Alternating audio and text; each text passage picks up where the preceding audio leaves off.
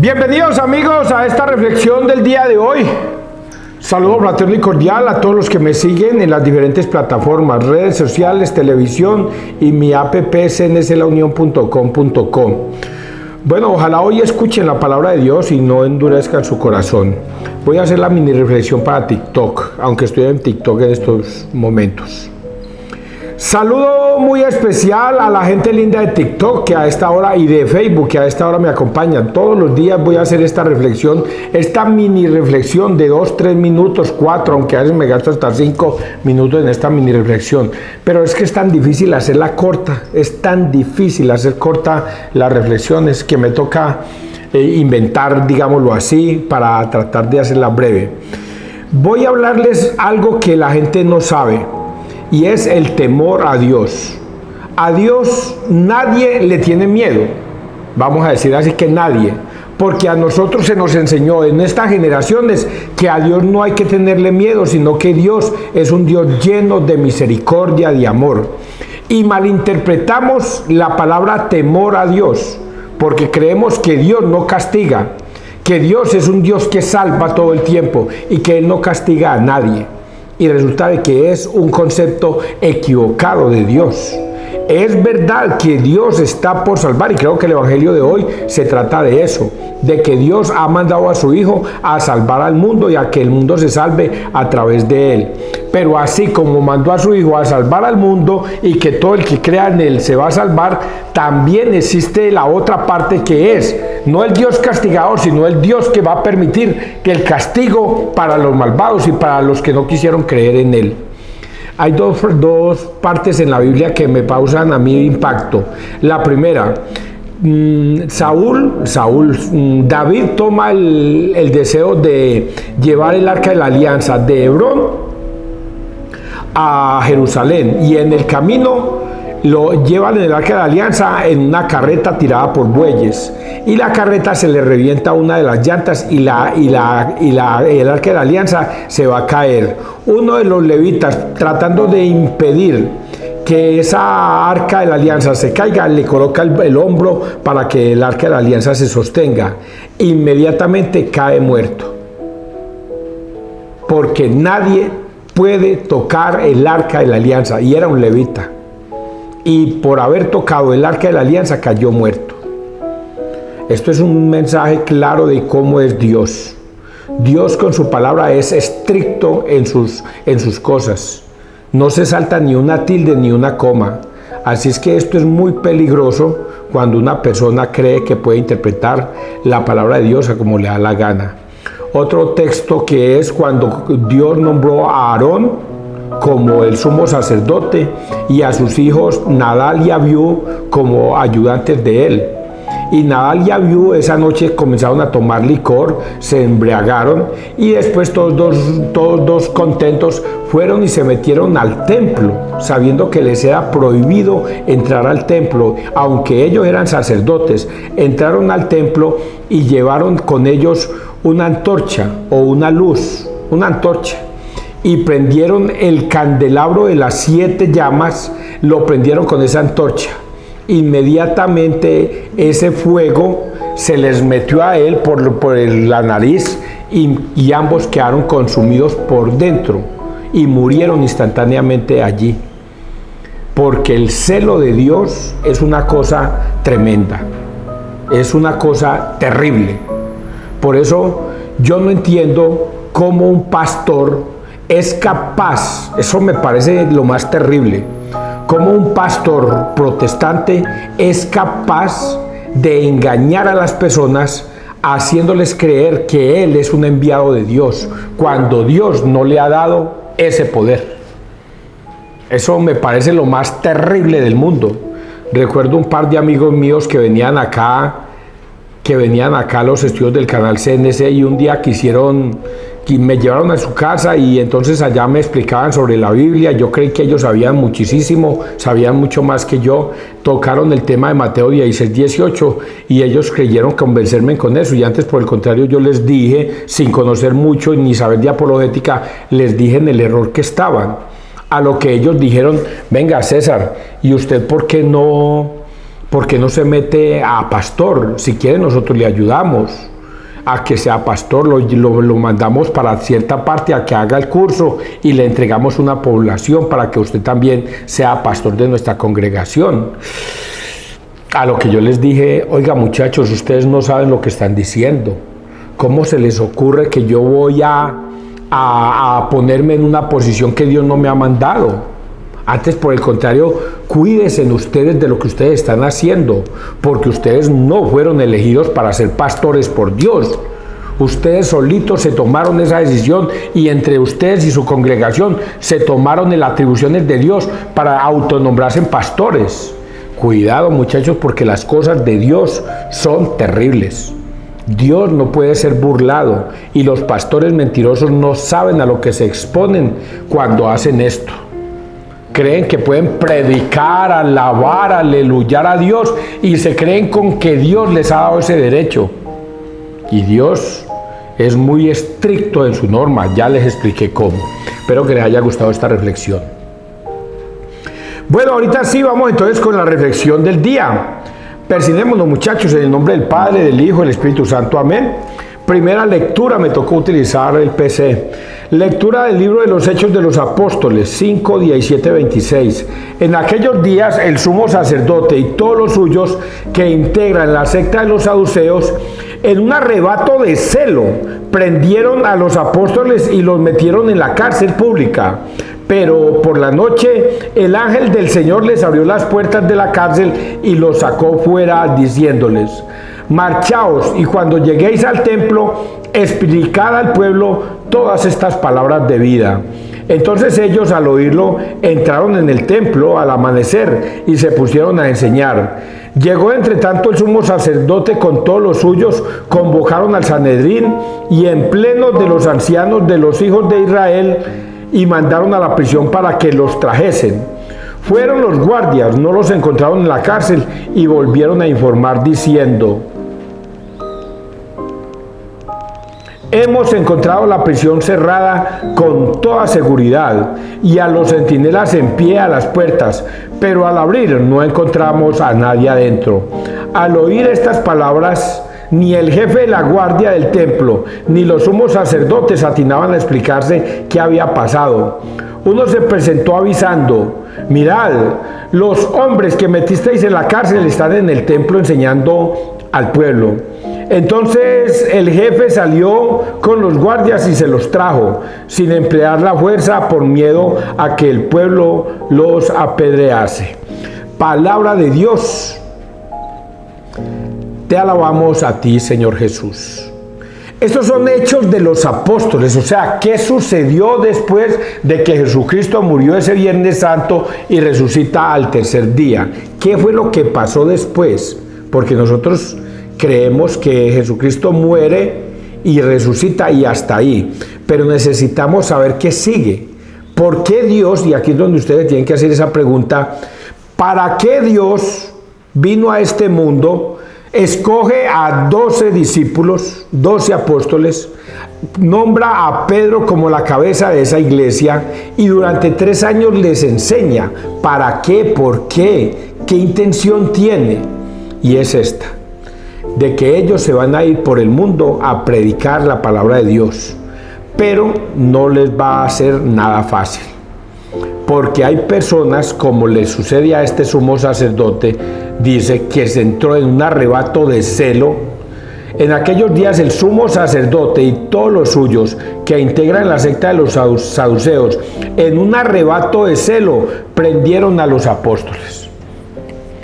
Predicar la palabra de Dios no es fácil, es muy difícil, porque de todas maneras hay personas que quieren escuchar la palabra de Dios y hay personas que no quieren escuchar la palabra de Dios. A otros les importa un carajo, pero hay personas que les produce celo la palabra de Dios.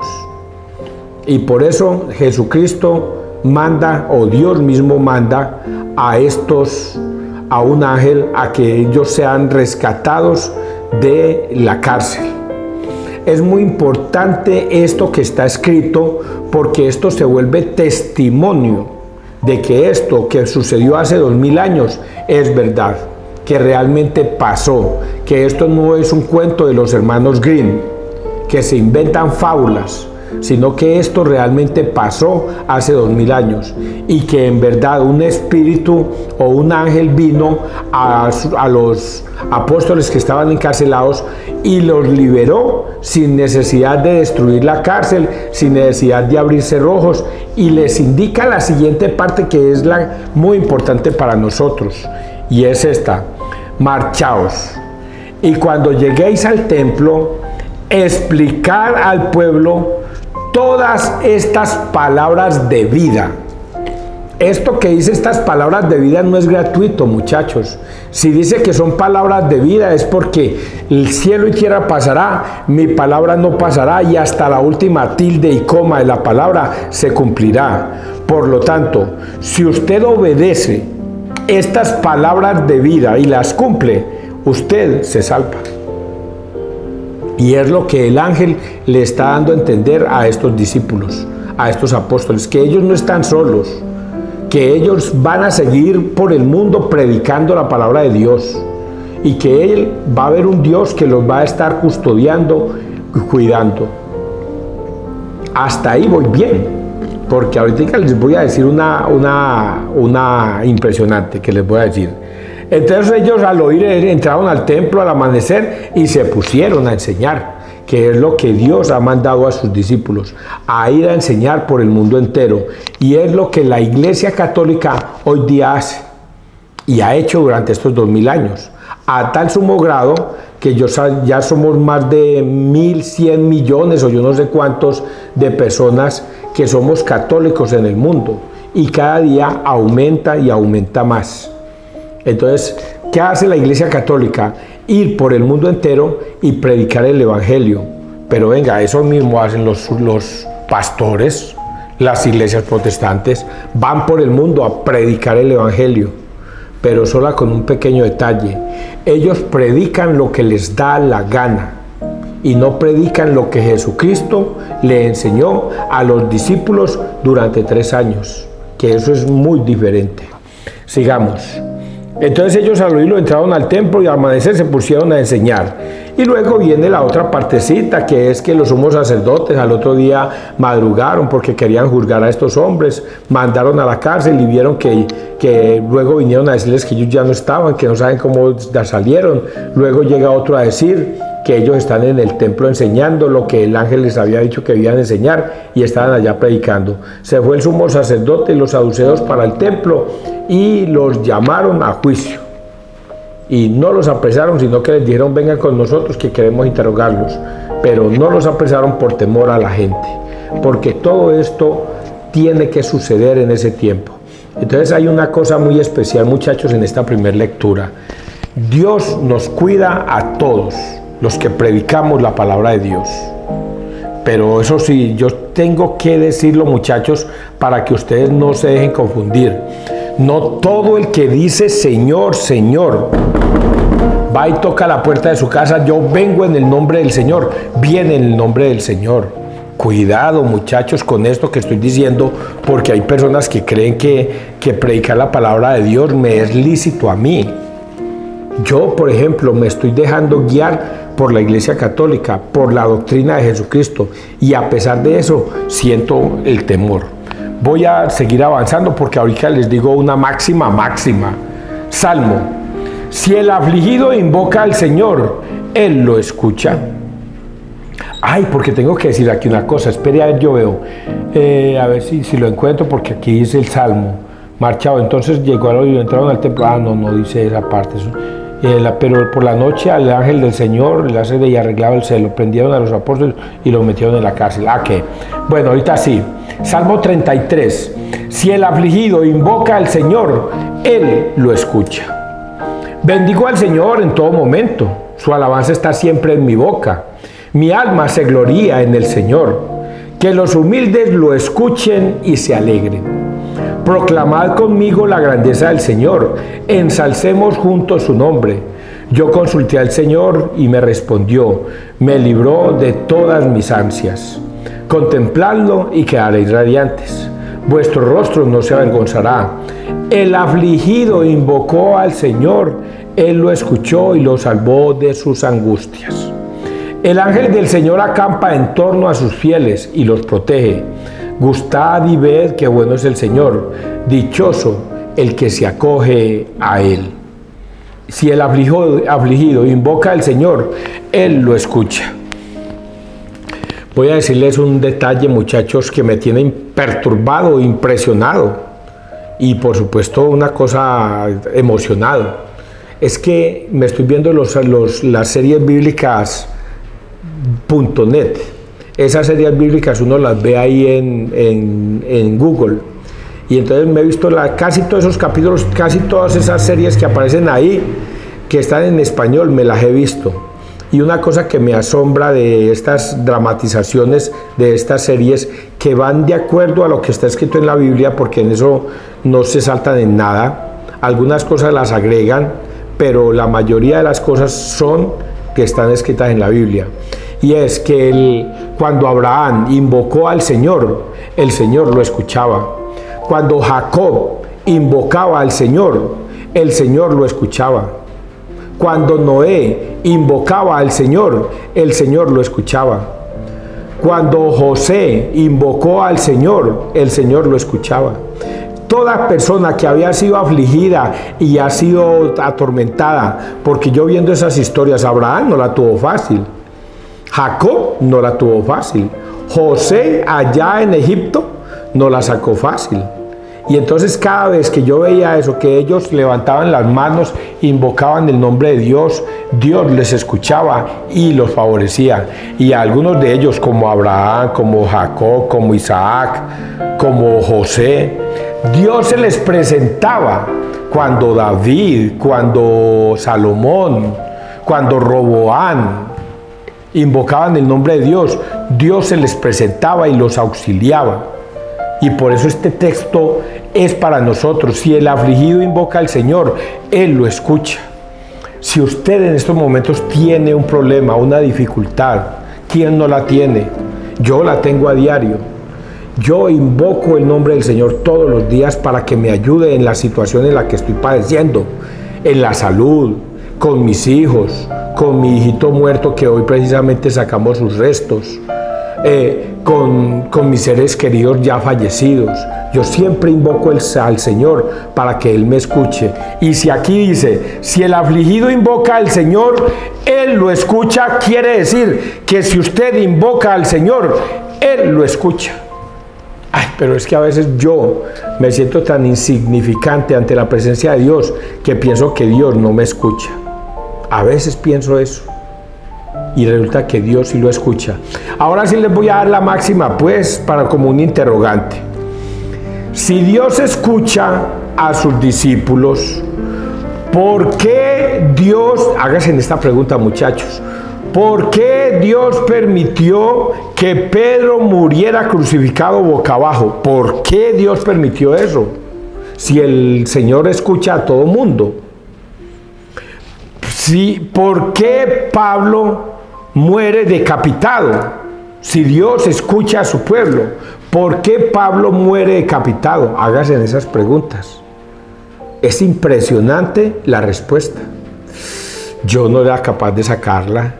Pero ¿por qué Dios permitió que, sabiendo que era Pedro, el elegido, el que escogió para que guiara a su iglesia, ¿por qué permite que Roma lo mate y lo crucifique boca abajo? Si se supone que eran sus discípulos, los que él más amaba. ¿Qué pasó ahí? ¿Por qué permitió eso? Yo les tengo la respuesta, muchachos. Yo les tengo la respuesta. Se las voy a dar pues por no dejarlos ahí en mucho. Porque en este mundo nosotros tenemos una razón de ser y una razón de existir. La razón de ser y de existir de Jesucristo era entregar su vida por nosotros. Por eso a los 33 años ya murió Jesucristo, a los 33 años. Un jovencito. Eso no nos cabe mucho en la cabeza a nosotros los que queremos vivir larga vida. ¿Y por qué Pedro muere como a los 50 o 60 años? ¿Por qué Dios permitió que él muriera tan joven? Y que lo mataran. ¿Por qué no lo cuidó para que llegara viejito? Y lo mismo Pablo. Si era uno de los que estaba predicando el evangelio por todas partes del mundo, ¿por qué no lo cuidó y lo dejó que predicara el evangelio hasta más allá y hasta más? Porque para ellos ya su tiempo se había cumplido.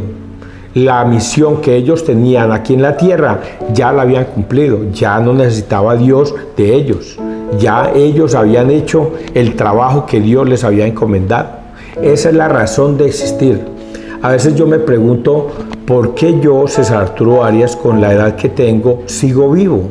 Si Jesucristo murió a los 33. Entonces, a la edad que yo tengo, Dios todavía no he descubierto mi razón de ser. Entonces, desde ese punto de vista, uno pierde interés en la vida. Le pierde el interés a la muerte. Porque si Jesucristo murió a los 33, ¿qué estoy haciendo yo vivo a esta edad? No he podido encontrar todavía mi razón de ser. Todavía no he cumplido mi misión en esta tierra como la cumplió Pedro y Pablo. ¿Entendieron esa partecita, muchachos? Bueno, espero que les haya dejado claro. Vamos a leer el Evangelio. Lectura del Santo Evangelio según San Juan 3, 16, 21. Tanto, este evangelio sí que me va a dar para hablar, Dios mío bendito. Hay muchas cosas bacanas aquí. Tanto amó Dios al mundo que entregó a su unigénito para que todo el que cree en él no perezca, sino que tenga vida eterna. Porque Dios no envió a su Hijo al mundo para juzgar al mundo, sino para que el mundo se salve por él. El que cree en él no será juzgado. El que no cree ya está juzgado, porque no ha creído en el nombre del unigénito de Dios. Este es el juicio, que la luz vino al mundo y los hombres prefirieron la tiniebla a la luz, porque sus obras eran malas. Pues todo el que obra el mal detesta la luz y no se acerca a la luz para no verse acusado por sus obras. En cambio, el que obra la verdad se acerca a la luz para que se vea que sus obras están hechas según Dios. Palabra de Dios, te alabamos. Gloria a ti, Señor Jesús. Esto es un texto que hay que analizarlo profundamente y frase por frase para que ustedes tengan en cuenta estos detalles. A veces yo era uno de los que leía este texto de corrido. Los pastores leen este texto de corrido, los católicos leen este texto de corrido, y cuando el padre o el sacerdote, por ejemplo, si fuéramos hoy a misa, a una iglesia, un padre, un sacerdote de la iglesia católica lee este evangelio y se demorará por ahí 5 minutos o menos haciendo la reflexión del evangelio, para no cansar a sus discípulos, para no cansar a sus feligreses. Cuando un evangelio de estos debe ser explicado profundamente, apologéticamente, para que no se quede así. Tanto amó Dios al mundo que entregó a su unigénito para que todo el que cree en él no perezca, sino que tenga vida eterna. Esa es una frase que debemos analizar. ¿Por qué tanto amó Dios al mundo? Y ahí nos podemos detener en Abraham. A Abraham se le pidió una prueba de fe. Abraham, sacrifícame a tu hijo Isaac para demostrarme que tanto me amas. Y Abraham quizás dudó un momento porque era su único hijo, el hijo amado, el que tanto esperó durante más de 100 años, y ahorita Dios se lo quería quitar en una prueba de fe. Y Abraham tomó al niño, subió al monte Oreb, no sé, y allí iba a sacrificar al niño. Y ahí Dios se dio cuenta que realmente habían hombres que valían la pena en este mundo. Que si bien es cierto que la raza humana está contaminada por la maldad, hay hombres que luchan por pertenecerle a Él y obedecerle a Él. Y entonces descubre en Abraham al padre de la fe. Y por ese hecho, que Abraham fue capaz de demostrarle a Dios que por encima de su propio hijo estaba él, es que Dios toma esa decisión de mandar a su único hijo unigénito para que diera la vida por todos nosotros. Y por eso Dios no detiene su mano. Dios permite que Cristo muera en la cruz. Entrega la vida como Cordero de Dios para la salvación del mundo. Y es aquí donde nosotros nunca nos detenemos a analizar ese pedacito. Dios tiene tanta misericordia por nosotros los hombres que es capaz de mandar a su único hijo a que entregara su vida como Cordero de Dios en la cruz para que nos diera salvación. Pero ¿a quiénes? A todos. Voy a decirle a quiénes. Para que todo el que cree en Él no perezca, sino que tenga vida eterna. El que cree en Él. Y aquí viene la explicación de esa partecita. Porque Dios no envió a su Hijo al mundo para juzgar al mundo, sino para que el mundo se salve por Él. Y ahí viene la explicación. El que cree en Él no será juzgado. El que no cree ya está juzgado, porque no ha creído en el nombre del unigénito de Dios. Mucha atención con esto, muchachos.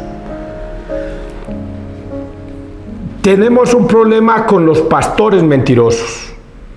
Los pastores creen que por alabar, aleluyar y glorificar a Dios, ya soy salvo. Y ayer yo les decía eso. No todo el que me diga Señor, Señor, entrará al reino de los cielos. Pero les decía a ustedes que había una frase que era en contraposición a eso, que decía que todo el que pronuncie con sus labios que el Señor es mi Señor y lo crea en su corazón, ya es salvo. Entonces, ¿cómo así? No todo el que me diga Señor, Señor es salvo, pero aquí dice que todo el que pronuncie con sus labios que el Señor es mi Señor es salvo. Como que fueran dos cosas que no concuerdan. Y resulta que ahí viene la explicación apologética. Que creer no es, yo creo en mi Señor Jesús, mis labios lo pronuncian, mi corazón lo siente y ya yo soy salvo. No, sino en obedecer los mandatos del Señor. La obediencia es el truquito, es la palabra clave, es la que hace que usted se salve o se condene. Por eso es que acá dice, el que cree en Él no será juzgado. El que cree quiere decir, si yo te mando a que vayas a confesarte con un sacerdote y si usted pide perdón por sus pecados, le van a quedar perdonados. Entonces, ¿usted qué tiene que hacer? Obedecer. Pero los pastores mentirosos han venido enseñando que eso es mentiras, que uno no tiene que confesarse con ningún sacerdote para que Dios le perdone los pecados. ¿Está obedeciendo o está desobedeciendo? Yo soy el pan vivo bajado del cielo. Quien coma de mi carne y beba de mi sangre tendrá vida eterna. La Eucaristía. Y ellos dicen, no, eso es un simbolismo. Ahí no está Dios. Está creyendo en el Señor. No está creyendo. Por eso para ellos, para los pastores mentirosos y para los malos católicos, viene esta segunda parte. El que no cree ya está juzgado, porque no ha creído en el nombre del unigénito de Dios. No ha creído en su palabra. Juan 20:21, vayan y a quienes les perdonen los pecados les quedan perdonados. Es la palabra de Dios. Y ustedes, pastores mentirosos, le han enseñado a sus sectas que no hay necesidad. Le están enseñando mentiras. ¿Se van a salvar? ¿O ya están condenados? Esto es muy serio, por eso empecé con esa explicación de Nadal y Abiú cuando tomaron a Dios como una recocha. Por eso cuando el sacerdote levítico le puso el hombre al arca de la alianza para que no se cayera, cayó muerto. Porque las cosas de Dios son demasiado estrictas y sagradas. Hasta la última tilde y coma de la palabra se cumple. Y viene la otra parte. Este es el juicio. Que la luz vino al mundo y los hombres prefirieron la tiniebla a la luz, porque sus obras eran malas.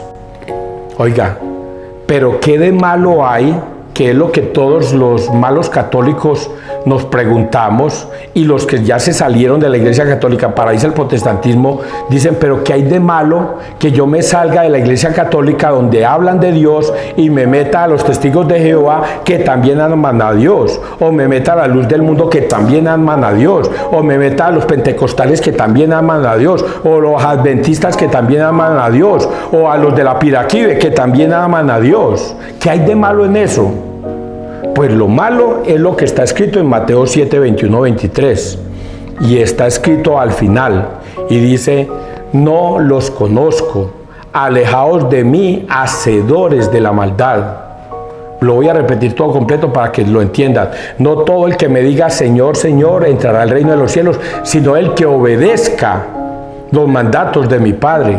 Y muchos me dirán, testigos de Jehová, adventistas, luz del mundo: Señor, nosotros te alabábamos, te alolillábamos, te profetizábamos en las cuadras, en los barrios, colocábamos hasta bafles para cantarte a ti, Señor. Y otros me dirán: Señor, nosotros arrojábamos demonios en tu nombre, Señor. Y otros van a decir: nosotros hacíamos milagros en tu nombre, Señor. ¿Y qué les contesta el Señor? No los conozco, alejaos de mí, hacedores de la maldad. Luego, estos hacedores de la maldad son estos: porque sus obras eran malas, y los hombres prefirieron la tiniebla a la luz, porque sus obras eran malas. Pero ¿qué hay de malo en ir a predicar la palabra de Dios? No hay nada de malo en ir a predicar la palabra de Dios. Es muy bueno que la prediques, pero siempre y cuando te dejes guiar por la doctrina de Jesucristo.